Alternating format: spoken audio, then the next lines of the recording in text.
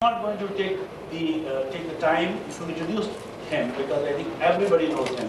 There is nobody in this audience who doesn't know him.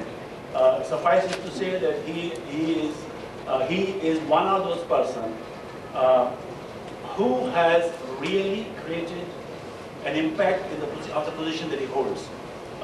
Without any disrespect of his predecessors in Bombay, none of them were ever noticed. They were only considered to be sitting in the port and making sure that your assignment of raw material or machinery was properly cleared. They never made any impact on the industry. They never really made any significant contribution. He has been doing a tremendous work, and including the fact that he put together the Schedule M, and he gave an opportunity for the industry, the industry association to comment and discuss about that. And he is spearheading many activities, and I'm very glad that Dr. Venkateshwaru was here today. He is going to be chairing two sessions, the next two sessions. Now, I have an opinion to seek from you. If we have the two sessions, we will break for tea at about 6:15. Would you prefer that, or would you prefer that we break after one session? After one session. All right. So we'll break after one session, but this time my request would be that let us have a tea break just about 10 minutes and not half an hour tea break. Venkateshwar, over to you, sir.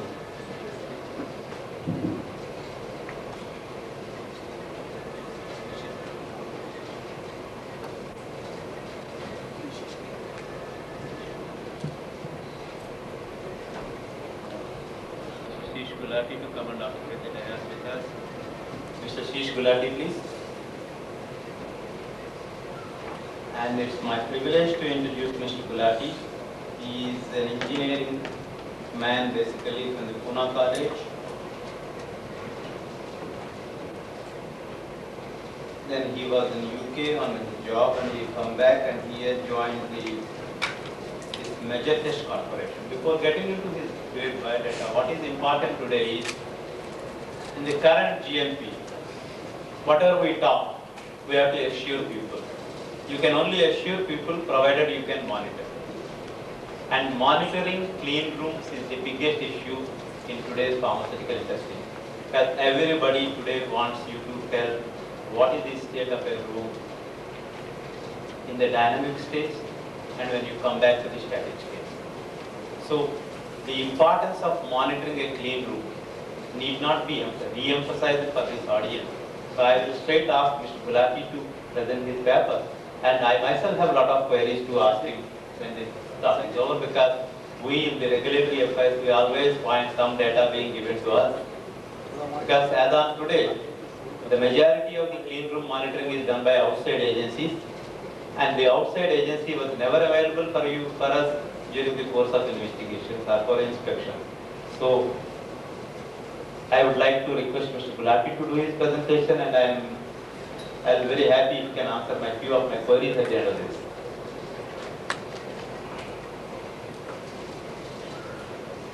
Thank you, Dr. Venkateshwaru. I will dispense with much of the preliminaries because we are running about 1 hour behind schedule, which according to Indian Standard Time means we are actually very punctual. And of course the best part of it is that those people who are staying behind are either really very interested in this subject, or they are staying too far away to go and come back in time for the cocktails. Well, whichever it is. We have the first slide here.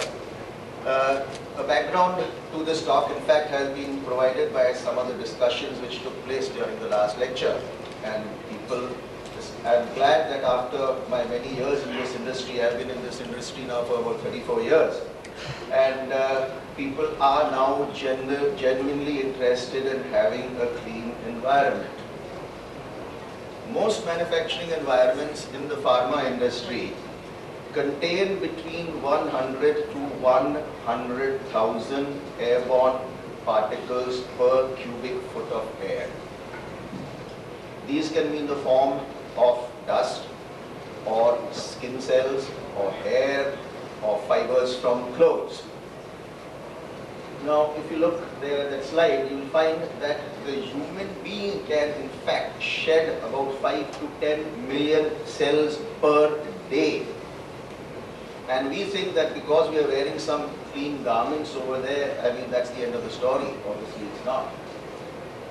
Secondly, another factor is that the human eye, even with 20 by 20 vision, can only see particles down to 30 to 40 microns. That means 90% of the particles of dust which there are in the air are invisible to the naked eye.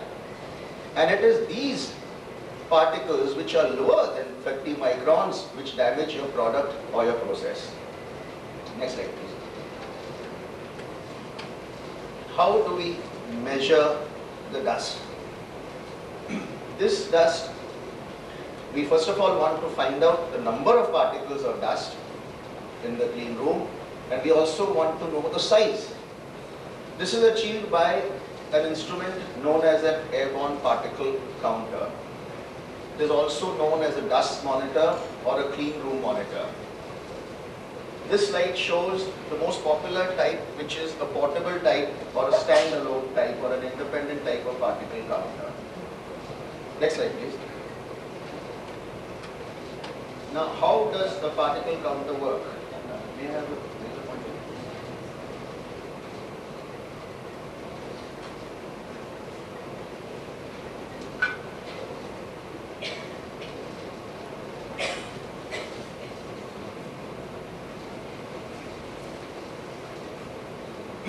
See, air is drawn in from the surrounding, from the clean room by means of a pump, and this is what is known as the view volume. There is a source of light which previously used to be a halogen lamp. Now it is in the form of a laser diode or a helium neon laser. The rays of light get scattered by the dust particles. These pulses are converted into electrical pulses by means in the old days of a photomultiplier and now of a photodiode, and they are collected over there. The height of the pulse, which you can see here, is proportional to the size of the particle. The number of pulses gives you the number of particles. That is the fundamental theory behind how a particle counter works. Next, please. Now, so far, what has been used and what is common in India is what we call a portable particle counter. Whereas abroad, most companies, especially pharmaceutical companies in the West, are going in for what is known as an FMS or a facility monitoring system. What exactly is this facility monitoring system, which is the subject of my talk today? This system is capable of consistently measuring airborne particles, the temperature, the relative humidity, the air velocity, and differential pressure and other parameters in a clean room. It then returns the measurement data to a central computer where it can be stored and analyzed and compared with preset alarms. Next slide. It then displays the status of all the monitored areas, and you can have either a visual or an audible or both types of alarms whenever any preset values are exceeded. It can also generate printed reports, which can, of course, be either in tabular form or in graphic format, and these can be either per batch or per 24 hours, or even we can have these displayed only when there are alarms. And it can have historical trends, long-term trends. Next slide, please. Now, we are talking of continuous monitoring systems. The term continuous also is very vague. I think Dr. Venkateswalu will vouch for this, that it has never really been properly defined what you mean by a continuous monitoring system. It does not mean that it has to be second to second. I mean, that is virtually impossible. What we, for the purpose of this talk and what has been generally recognized now all over the world, is that when we talk of a continuous system, we mean that it is frequently updated. That is what we mean really by a continuous monitoring system. There are two types of facility monitoring systems. The first one being shown here is known as a sequential monitoring system. Sometimes it is also called a rotary manifold system. Here what happens is that you have only one particle counter. This is attached to what is called a manifold. This manifold has many outlets where the isokinetic probes are put. You can have as many as 32 isokinetic probes which are put in different parts of the clean room. Each of these sampling points is sampled one after the other. That's why it's called sequential, in sequence. The results are then fed to the particle counter. And they can either be printed out or seen on the computer over here. Next slide, please. I must apologize, this is not very clear perhaps, but this shows the manifold. This is where the different isokinetic probes, as you can see, the tubes go out from here and the probes are connected to the end of this. And this is the computer over here. This is the particle counter. Now, the advantage of this system is that there is only one particle counter which is there to be calibrated, and it is lower cost. What are the disadvantages and why does everyone not use it? Well, for one reason, that if this was ever used in the critical core area, what we call a class 100 clean room, Dr. Venkateswarlu would not permit it. This is banned at least by the US FDA. What is the reason behind this? This is only permitted for controlled areas. There are two reasons for this. The first reason is that no sampling point can be more than 100 feet away. This is due to the loss of particles, especially the larger particles in the tubing. The moment it crosses 100 feet, you have a drastic reduction in the number of particles which actually reach the particle counter. The second reason is, being a sequential method, let us assume that you sample for the minimum period of 1 minute at each point. By the time you have finished 50 points, half an hour has elapsed. At the first point, some changes may have taken place. There might have been a burst of particles, which you have not seen, because in normal clean rooms, with the type of airflow and air changes that you have, certain events can occur and be removed in as quickly as a minute. Because of this reason, this sequential system is not very popular, at least in the class 100 areas. Next slide, please. We now come to what's called the continuous monitoring systems. These are the type of systems which are valid and recognized for class 100 areas and are very popular abroad. Here what happens is, we have a number of particle counters, small particle counters, mounted at various points in the clean room. As you can see here, these are the various sampling points, these are the probes for the counters. This length over here is hardly a few feet.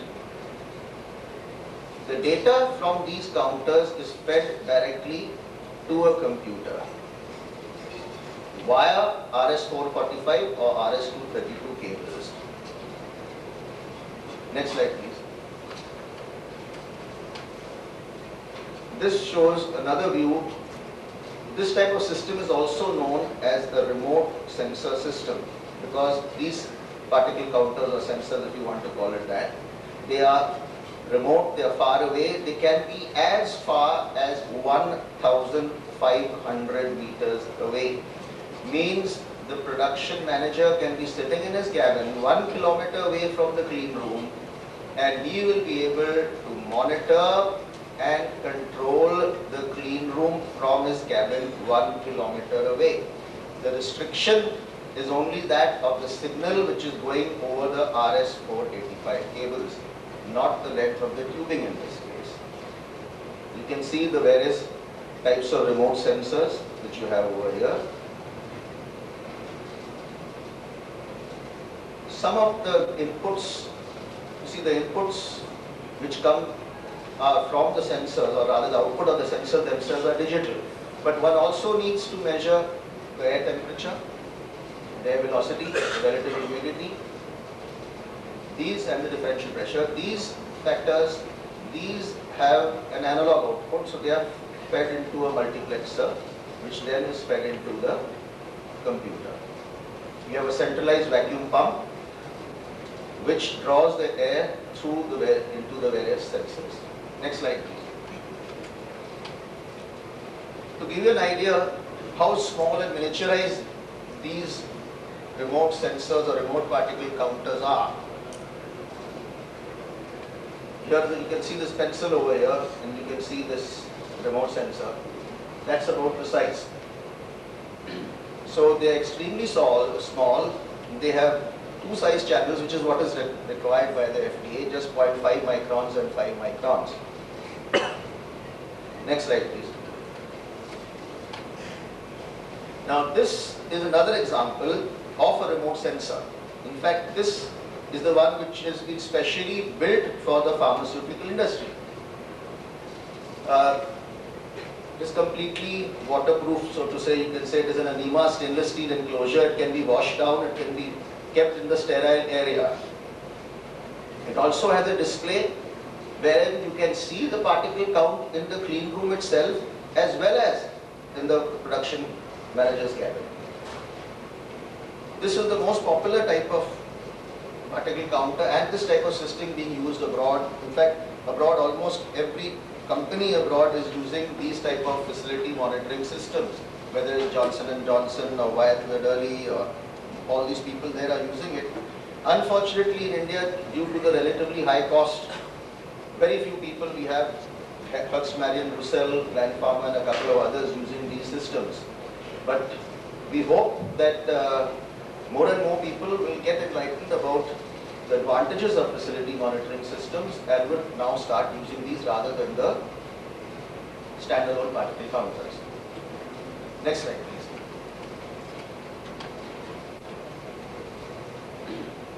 How do we collect the samples, so to say, to put it in a crude way? You have what are known as isokinetic probes.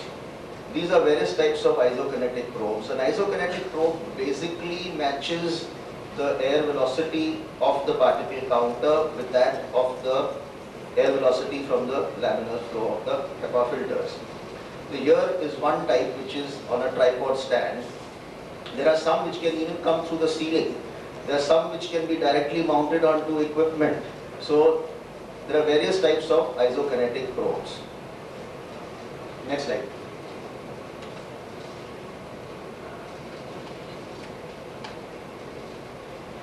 The other environmental sensors are, this is a differential pressure sensor, air velocity sensor, relative humidity sensor, two types of relative. In fact, you can have even wall-mounted relative humidity sensors which are in NEMA enclosures.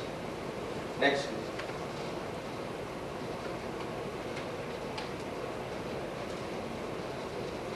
This is a block sort of diagram of how exactly, I'm afraid it's not very clear. Perhaps we lessen the lights, we might be able to have a better view of how, a sort of hybrid system where you can have a manifold system or a sequential monitoring system in the class 100,000, and you can have the remote sensors in the class 100. Next slide, please. This is another diagram of a hybrid system. As I mentioned, remote sensors and a manifold type of system. You can combine the two also. Next, please. Why would one prefer a facility monitoring system to the normal, what we call portable or trolley mounted, or as the Americans would put it, cart mounted counter? See, the trolley mounted counter brings in an additional bioburden into the room. That's the main reason. Second is, it lacks consistent sampling programs. both in timing and location. I mean, a person might go here today, there tomorrow, no fixed place where he's sampling, no exact time over here. Well, this is continuous, and you can set it at a like clockwork time, sample at the same time and switch itself off and on as required. Also, it is labor intensive. And of course, you cannot get as many reports over there from a standalone counter as you can get from a facility monitoring system. Next, please. A facility monitoring system show the current values, it can show historical trends, it can show alarm summaries. This is another great advantage. Next, please. This is a summary of the various alarms. It can tell you in a multiplicity. If you have in 20 clean rooms, I mean, you can have a map over there. It will show you in red where the alarms are and in green where there are no alarms. Next, please. Okay, now we come to a slightly different subject pertaining to this, but I think many of you are familiar with what is known as Federal Standard 209E. This has been the so-called Bible of the industry. All of us, including myself, when we are talking of a clean room, and we're talking about class 10 and class 100 and class 1000 and class 100,000. Well, gentlemen and ladies, I think very soon you'll have to stop talking about that, because now there is a new international standard, and that is the ISO 14644. In fact, the technical committee of many of the experts from FS 209 got together, they called it Technical Committee 209, and started and formulated this ISO 14644. Two of the documents have already been released in the final draft form. They have been circulated and approved and are legal for use in trade. So what exactly are the difference, for example, between 14644 and the old 209E? The new ISO uses new class designations. First of all, it uses a metric measure of volume. Then there are 3 additional classes. 2 of them are cleaner than even the class 10. Of course, this really would not affect us so much in the pharma industry. It's more for the electronics industry. And there is one which is dirtier than class 100,000. The second ISO standard, which is 14644, gives the requirements for monitoring a clean room to provide compliance with ISO 14644-1. It requires a fewer number of sampling points as the clean room size increases. However, it does require a minimum of 1 minute samples, whereas the federal standard does allow shorter samples. But remember, the federal standard may allow shorter samples, but the US FDA does not. Next.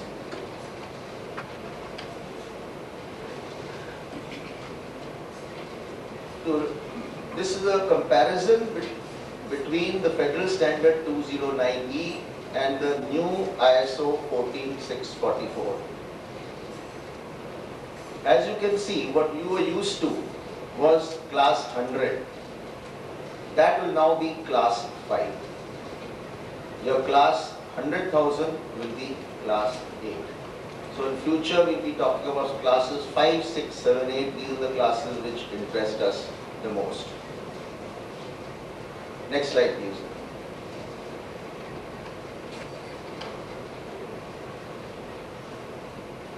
The number of particles per cubic meter by the micron size are given here. For example, for ISO class 1, 0.1 micron, there must not be more than 10 particles, and so on. Now you can see over here ISO 5, 0.1 not more than 100,000, 23,700. This odd figure comes because of the being in cubic meters. 0.3 microns, 10,200, 3,520, and so on. So this is what you will be looking at. These are the number of particles which will be permitted. Number 5, number 8, you can have these. Incidentally, if any of you do require copies of the ISO 14644 standards, you're welcome. I will give them to you free of charge as long as you don't report me to the ISO for infringing their copyright. You're welcome to have copies of these standards.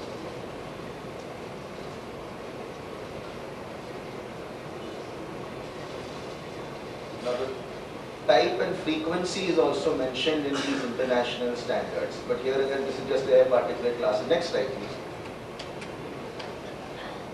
Required testing. There is required testing and there is optional testing.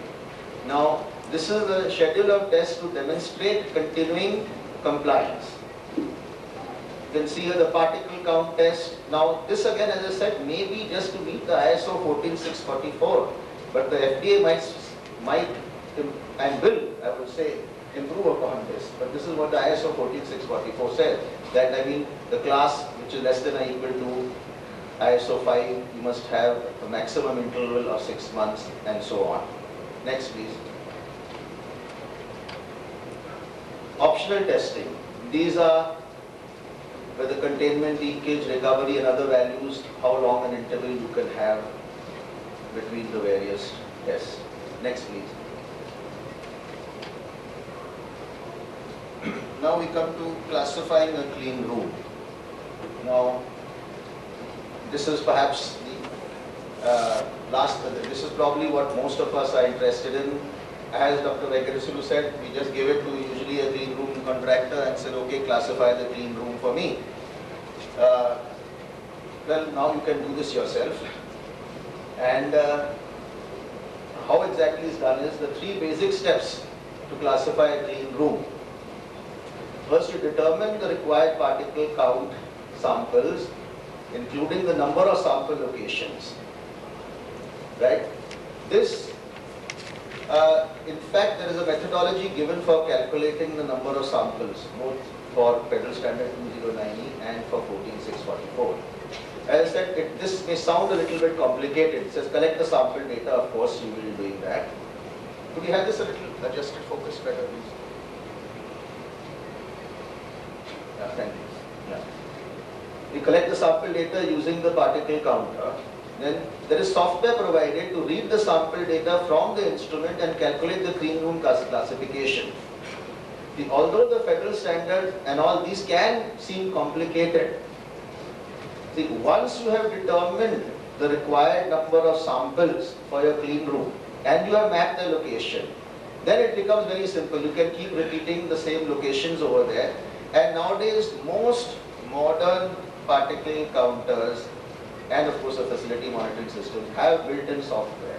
It does everything for you. You just press a button over there which says Federal Standard 2090 or says ISO 14644 and you get a printout over there which will tell you the classification. It will do the mean of the average, the standard deviation, the 95% upper confidence limit and everything it will do for you automatically. So all that is automated for you now. Next, please. These we will just go through rapidly because nowadays everyone is talking of validation, IQ, OQ, PQ, and normally they are required to be performed, especially to comply with certain governmental regulations, FDA regulations, etc. So there are various steps which are shown over here, how exactly you have the validation documentation done. Next slide, please. This again, as I said, if someone is interested in the details, we can provide this because this would be the subject of another talk which would take at least an hour and a half, and at this stage we cannot, due to the shortage of time, go into the complete validation documentation. Plus I could probably make another $10,000 from each of you if I sold you a validation package. Number 3, please. This is how to develop the specifications for the validation documentation. And probably the last slide. This tells you how exactly to go about the validation documentation. So this basically is in a nutshell about, first of all, the principles you can say and the practice of airborne particle counting from what we started in the old days using a portable airborne particle counter to where it has progressed today where you have continuous monitoring systems. Thank you.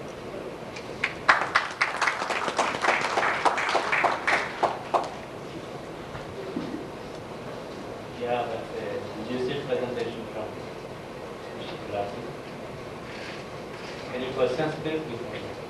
from the audience. There's no, I have one or two from myself.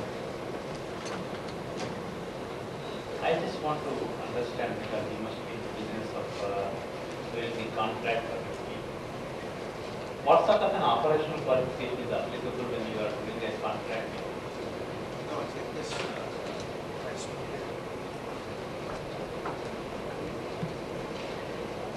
I want to clarify one thing. We are not really clean room contractors, nor am I a clean room Your contractor. people Yeah. who are buying your Yeah, the equipment. people, actually the question would be actually better put to people like Flexaids and Technopack and Airpack and those people, because they are my clients. I supply them the equipment to perform these, and it is up to them really to sit down with the client and draw the specifications, the operating procedures and so on.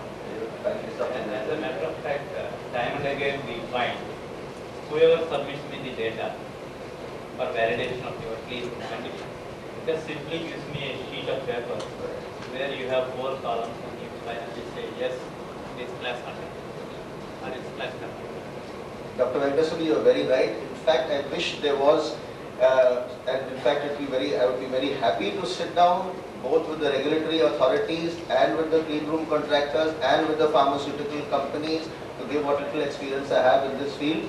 Because as you mentioned, somebody just produces a sheet of paper with 4 columns. I will go one step further. I would even go so far as to say that I have seen instances where Which sheets are there? a clean room has been validated and accepted for class 100 where the particle counter used had a flow rate of 0.1 cubic foot per minute. Now that is completely invalid. You'll ask me why? And can I elaborate for 1 minute on this? This is a very important point. Not many people realize that if you are using a particle counter independently, it has to have a flow rate of 1 cubic foot per minute. Why? Because the US FDA insists that you must sample at least 5 cubic feet, 1 cubic feet minimum, but preferably 5 cubic foot of sample. Now that can be done in under 5 minutes with a particle counter having a flow rate of 1 CFM. But to do it with one which has a flow rate of 0.1 CFM can take 50 minutes. In that 50 minutes, many changes can occur. Like I said, there can be a burst of particles that will get averaged out in your readings. You will never know what has happened because then you get an average reading. That's number one. But where? The main reason is what people are doing to shortcut is they take a reading for 1 minute and multiply it by 10. But what they don't realize is they are multiplying the errors also by 10. Now, if you have a reading which shows, say, 24 particles and actually it is 26 particles, you think your error is 2, but your error is actually 20, and that can play havoc in a class 100 team. Something that I want to ask you, this particular monitoring, and we look for whenever there is no facility in-house. We ask for a traceability of validation documents. Like if somebody wants to do any pressure gauges, he cannot do it. Let somebody come and do it, but he must have a traceability to a national level. What sort of a mechanism do you have? Yes, that fortunately we have, and this until about say 15 years ago or so this was not available, but since the last 10 or 15 years this is available. In fact, I'm glad there is a lot of awareness, especially in the pharmaceutical industry, and now it has started coming even in the electronics industry. Most people are insisting on annual calibration and certification of the particle counter, which means we have to provide them with standards. These counters, if you wish them to be calibrated, basically I won't go into the whole rigmarole of how they are calibrated, but you are using, for primary calibration, you use what are known as PLS spheres. These are polystyrene latex spheres, which are traceable to the National Institute of Standards, NIST, USA. Each of the particles in these vials have been physically measured by an electron microscope. So it is calibrated by these PLS spheres. So you have traceability, and when these are calibrated, we supply these traceability certificates are supplied along, and we insist they are calibrated every 12 months. One more thing, Sarisha, whatever you call it. Many of these standards, when you think of an aseptic operation, it state with the European guidelines or anything. It expects you to, from the dynamic stage to static stage within half an hour. So if you have a continuous this thing, there could be a problem for how the industry if it doesn't get back in half an hour to static stage. How does you face this problem? What is your experience? No, the problem will be there, but does not mean that as not a case against a facility monitoring system. I would say that is in fact a case for having a facility monitoring system where you continuously be monitoring and finding out the changes that are taking place. In fact, I would say that would be one more case for having a system such as this one. We had an excellent presentation with very detail about monitoring the field, right from the theoretical aspects of measuring the particles to the latest, both in the machinery and the standards that are going to come into the field monitoring. I should congratulate Mr. Gulati for this. Thank you.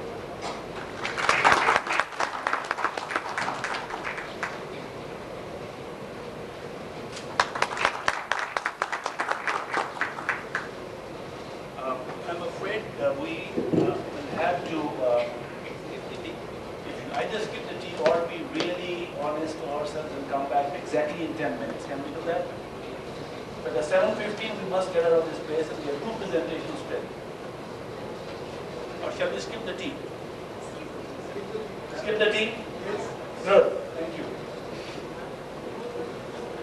That's a good sign. Now, may I request Mr. Anand Patwal, Chairman Group of Companies, Machine Fabric, to come and present his presentation on terminal sterilization.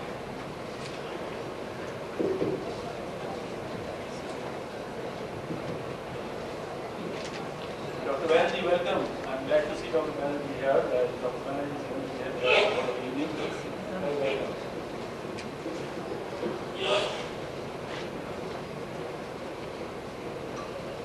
I don't want to get into the introduction part because Machine Fabric is a well-known company. People who are engaged in the pharmaceutical formulations are aware of the company's contribution in creating state-of-art sterilizers. So I request Mr.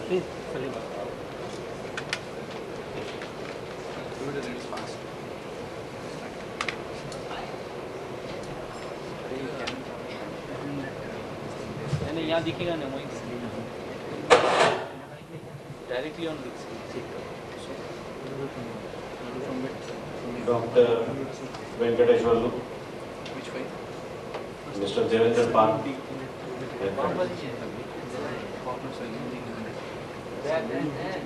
I am very much thankful to the organizers for giving me an opportunity to speak on my favorite subject, that of sterilization technology. While we are going to dwell with little more details on the terminal sterilization, the science is so intermingled that to some extent we must also look at other kinds of sterilizers which will make our subject matter quite clear.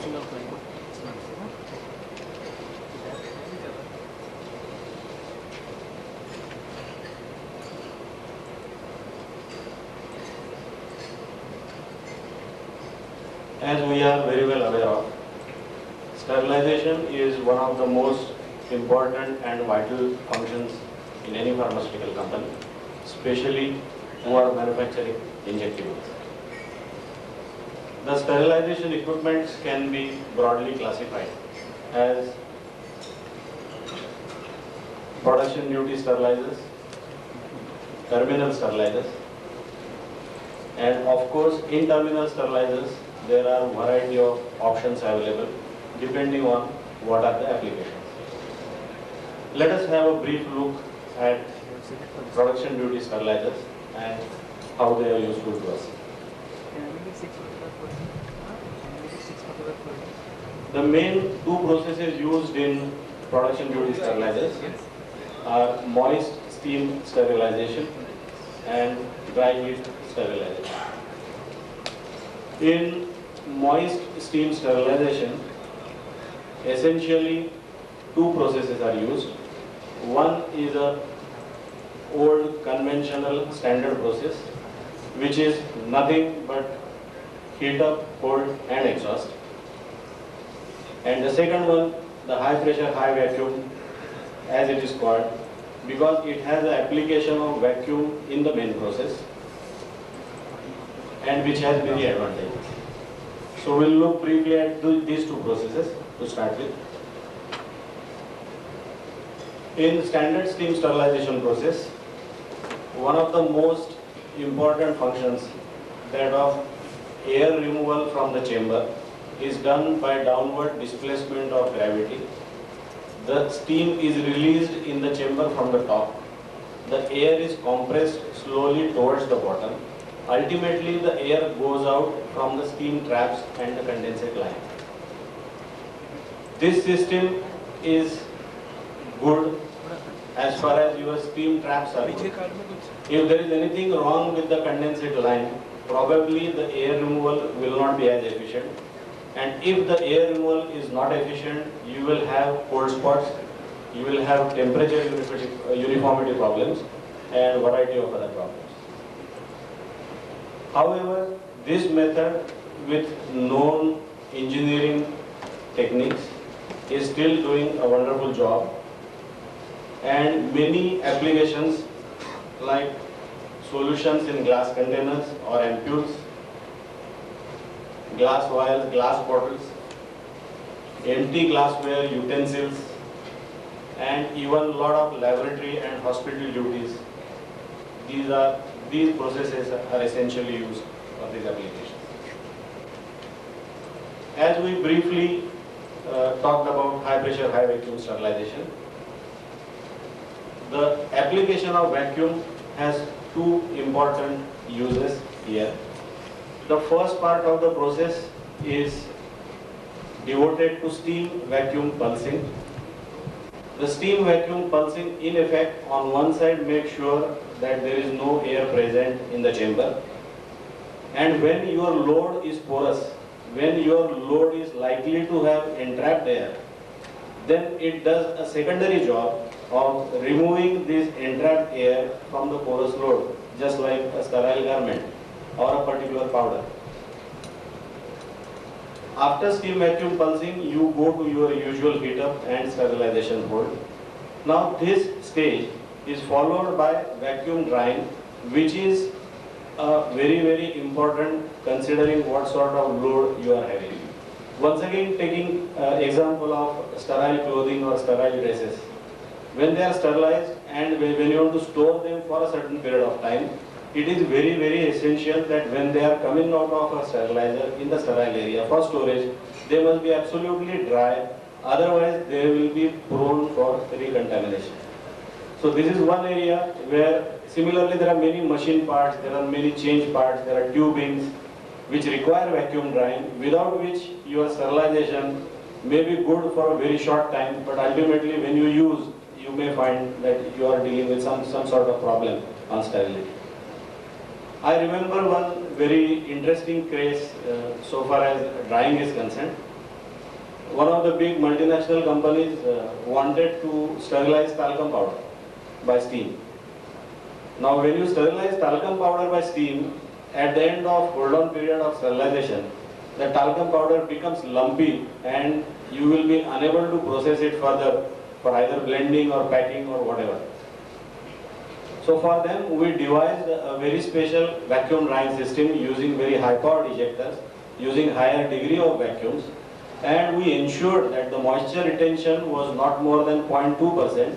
So at the end of sterilization and vacuum drying phase, the powder which is coming out has less moisture than 0.2%, and it's absolutely free flowing powder where you can do your subsequent operations without any delay. As regards in-process sterilizations or production duty sterilizations, we have briefly seen the duty of moist heat sterilizers. There is another old warhorse which is being used, that is dry heat sterilizer. As you are aware of, dry heat sterilizer is essentially used for sterilization of washed, empty ampoules and vials which later on are going to go for aseptic filling. In olden days, we had dry heat sterilizers only with the pressure modules, and air intake to the chamber during the phase of drying used to be from the pressure module. And it was a belief that whatever particulate burden which went into the chamber while loading goes out when the moisture goes out from the chamber, and thereby you complete your sterilization duty in the sterilizer. Now here one important development has taken place in last 3 or 4 years so far as our scenario is concerned, that class 100 models are available. Class 100 models is a guarantee that while you are sterilizing your washed glass ampoules and vials, you are doing the operations in class 100 environment, because this is not only fitted with pressure modules, but this is also fitted with high temperature HEPA filters within the recirculation circuit. So when you load the goods, when you close the door and when you start the machine, within few minutes of operation, whatever was the particulate burden at the time of loading is going to go down. All those particles are going to get entrapped into those high temperature HEPA filters, and you are sure that your sterilization is going to take place in class 100 environments. Another very important as well as interesting thing for production duty sterilizers is treatment of rubber stoppers. More often than not, people who are associated with manufacture of formulations, you will see that 90 or 95% of the rejections are due to improper treatment to rubber stoppers. So rubber stopper processing, which involves number of stages, is a very critical process, and since it is done in various stages or in different equipments, it's quite difficult to validate. For this purpose, we essentially have two options. One is the bung washer and the another is the bung processor. Bung washer, developed by Machine Fabric, has improved cleaning efficiency due to PLC control for process, which also ensures accuracy and repeatability, thereby eliminating human error. Better cleaning efficiency with either tumbling or fluidization. Incorporation of recirculation system for process economy.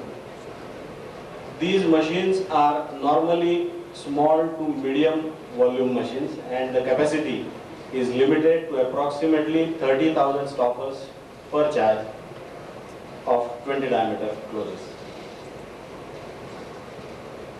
The bung processor, which Machine Fabric developed, takes care of all the requirements of closure treatment from start to finish. The machine is designed in such a way that you load the stoppers from non-sterile area. After complete processing, the stoppers are unloaded into the sterile area, and there also they are well protected by mobile LAF units mounted on the floor trolleys, where you will accept the carriage of treated stoppers. User-friendly PLC control system allows maximum process flexibility to meet critical process requirements. The control system is also equipped with online process log for printing key process parameters, which is a mandatory requirement for process validation. The sequence of the bung process is like this: wash program with detergent dosing, rinsing with DM and subsequently with WFI, siliconization if necessary, sterilization and drying.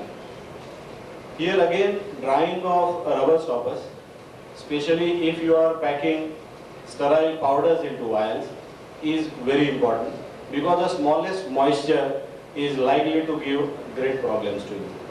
Because of the inherent design factors of continuous tumbling, necessary degree of vacuum and radiated heat from the jacket, you will find that the stoppers and closures coming out of bung processors are absolutely bone dry and do not pose any problems whether you are packing liquids or whether you are packing sterile powders into the vials.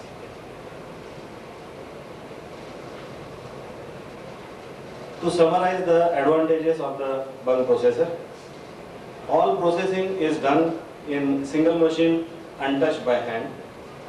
Special validation port for online process monitoring. The machine is manufactured in such a way that it saves a lot of space so far as this particular machine is concerned. But this machine also doubles up as a normal standard or high pressure, high vacuum sterilizer. That means the user does not have to buy two equipment and he need not provide space for two equipments.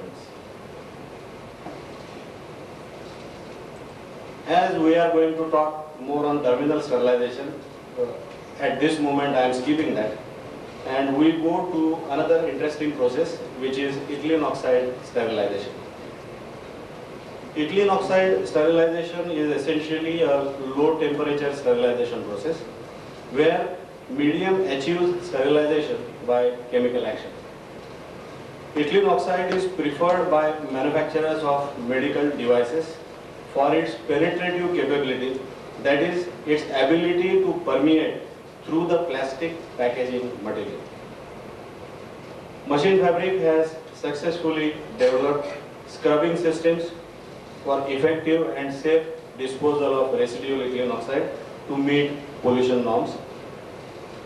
And MF also has done pioneering work in assisting manufacturers of medical devices to comply with EN 550 norms, which allow to enable them to get the CE mark, which is very essential for their exports.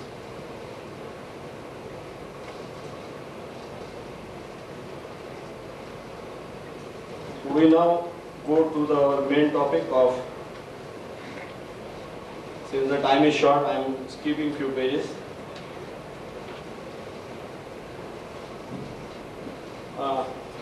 While considering the subject of terminal sterilization, one basic fact we must understand that sterilization is destruction of all microorganisms in all forms from the product or load which you are going to treat in a machine. Here we also must remember that sterilization is a very critical process because there is nothing like partially sterile or commercially sterile. Your goods are either sterile or non-sterile. There are no two ways about it.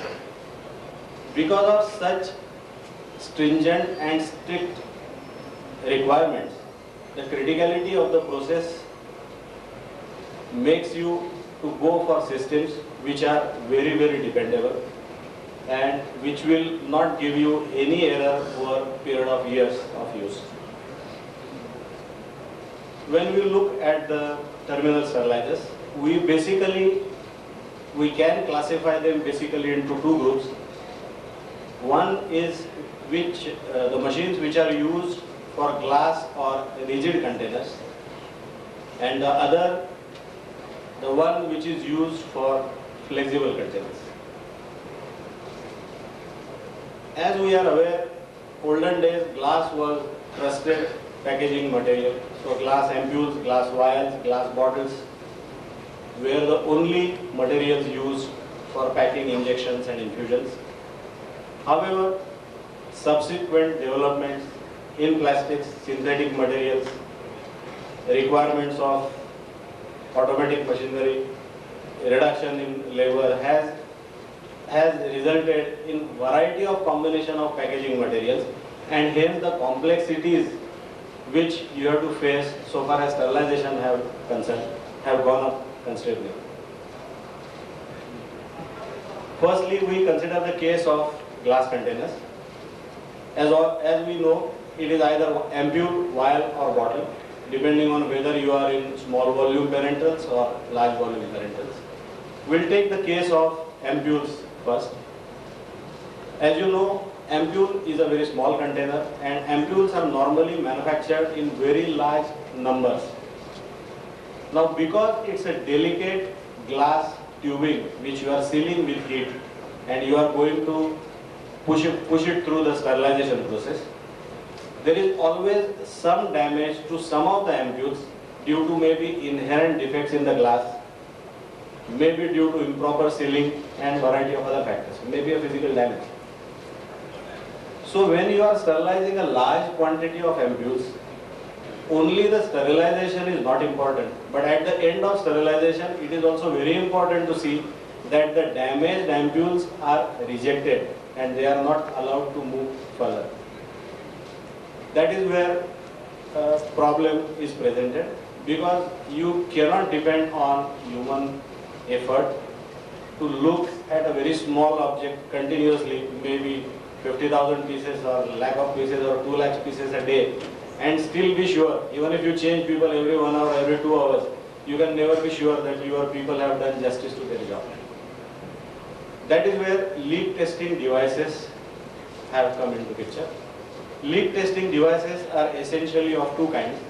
One is the blue water leak detection system, and the second is vacuum leak detection system.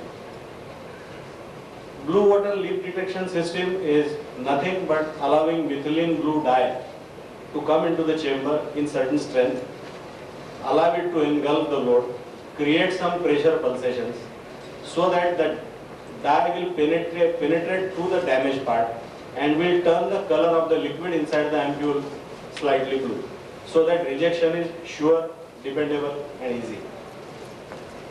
However, today there are hardly any takers for this blue water leak detection because of the danger that maybe if the human eye is unable to pick up that faint blue shade and that ampule moves forward, that will pose a lot of problems. So slowly this process is losing its charm and there is hardly anyone who is going newly for it. The second leak detection system entirely depends on vacuum. So at the end of your sterilization process, you create vacuum in the chamber. However, in vacuum leak detection, you have to take care that the ampules are loaded in the inverted fashion, because 95% of the faults on the ampules or the damage you are going to find is going to be on the top portion of the ampule, so they are loaded in the inverted fashion. The vacuum makes some of the liquid to ooze out of the ampule, and at the end, when it is examined, when it is inspected, ampules where the quantity of liquid has gone down once again can be rejected precisely, accurately and surely. So that is how it operates. In case of some odd applications where the liquid inside the ampule is very viscous, your vacuum is not going to allow it to come down, then rotating carriages are used in specific applications where because of the physical movement, certain quantity comes out and your work is done. In case you are opting for rotating carriage, there are few additional advantages, because during heat up you will get better heat transfer, better temperature uniformity and lesser cycle time. So that is so far as leak detection is concerned. Now we will move to another interesting terminal sterilization process which is used by large volume parentals. We are still talking about conventional sterilization systems, that is using saturated steam. In large volume parental industry, at the end of sterilization, it is very important that either you resort to a very slow cooling or you go for rapid cooling, because the volumes of the containers range like 100 ml or 500 ml or even 1000 ml. The processes are slow, the heat build-up inside the container during the process is slow, and even at the end of process the chamber can be brought to atmospheric pressure very quickly, whereas container will not come to atmospheric pressure. And there is some inherent danger of accidents, because a bottle can explode and one exploded bottle can have a chain reaction and a big accident can take place. In fact, in last 30 years I have seen few lives lost because somebody opened the door of the sterilizer prematurely and there was a very nasty HNI. So to take care of all such problems, at the end of hold on period, firstly air ballasting is resorted to.